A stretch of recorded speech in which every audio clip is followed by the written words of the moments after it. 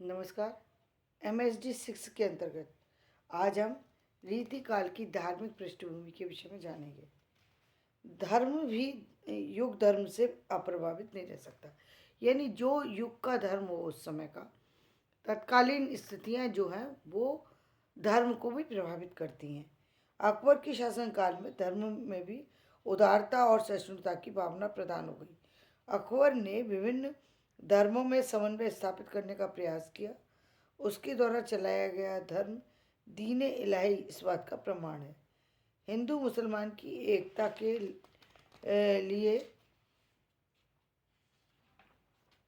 उसने राजपूतों से वैवाहिक संबंध स्थापित किए, किंतु औरंगजेब की धार्मिक कट्टरता ने उसके दीर्घकालीन प्रयासों को धराशायी कर दिया।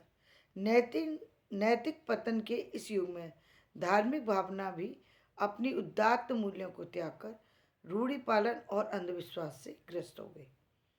पंडित राज की प्रसिद्ध उक्ति है, दिल्लीश्वरो व जगदीश्वरो व, अर्थात कभी कलाकारों को संरक्षण या तो दिल्लीश्वर के दरबार में मिल सकता था या फिर जगदीश्वर के दरबार में, यानी भगवान के, या तो अकबर के दरबार में उनको जो है वो मिलता है, दिल्ली के दरबार में उनको संरक्षण मिल जाया करता था, या ईश्वर के दरबार में। उन्हीं पंडित राज के समय में दोनों ईश्वरों के चारों ओर विलासिता और ऐश्वर्य का प्रदर्शन का जाल बिछ गया।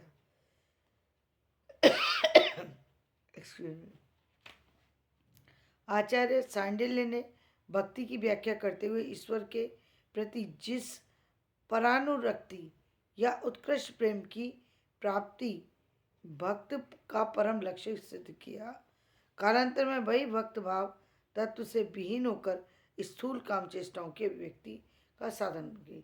मतलब जिस प्रेम को ईश्वर के लिए श्रेष्ठ मान करके भक्ति से संबंध, ईश्वर से संबंध स्थापित करने के लिए एक जरिया बनाया था कि ईश्वर से संबंध, पहले ईश्वर से प्रेम करके, पहले उसका भक्त बन करके तब आप ईश्वर को प्राप्त कर सकते।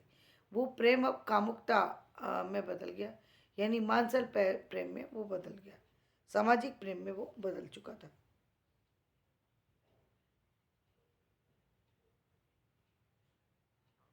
श्री संप्रदाय के आचार्य रामानुज ने प्रपत्तिवाद या दास्य भक्ति का प्रचार किया था। उन्हीं की शिष्य परंपरा में आने वाले रीतिकालीन सतनामी, लालदासी, नारायणी आदि संप्रदायों के शिष्य विलास और वैभव की आराधना करने लगे।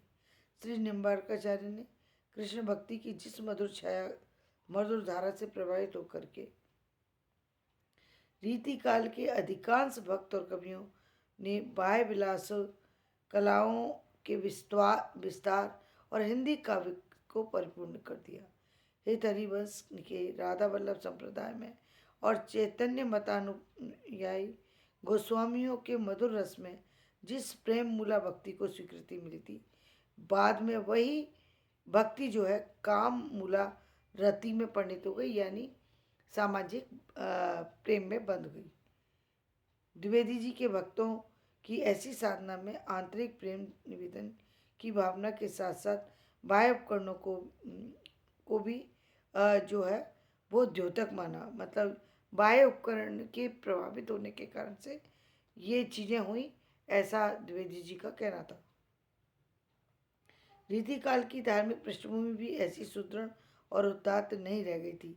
समाज में व्याप्त अंधविश्वास, स्वार्थपरता, नैतिक दुर्बलता को दूर करने में जो सक्षम होती है, रागानुगा भक्ति में वैलासिक वृत्ति के विकास का पूरा अवकाश था ही। उसके प्रभाव में वैधि भक्ति के मर्यादा पुरुषोत्तम राम भी बच नहीं पाए। यानी धीरे धीरे जो भक्ति ईश्वर की तरफ ले जाने के लिए बनाई गई थी, वो भक्ति, वो साधना ईश्वर से हट करके व्यक्ति विशेष यानी प्रेम, सामाजिक प्रेम के बंधन में जा कर के वो समाप्त हो गई। तो ये रीतिकाल की धार्मिक पृष्ठभूमि है, जिसमें कि समाज की में जो है रीति परंपरा में जो जिस गृहस्थ जीवन से को त्याग करके व्यक्ति जो है भगवान की तरफ उन्मुख हुए थे, वो सारे के सारे रीति काल में वापस से राज दरबार के शोभा बन गए।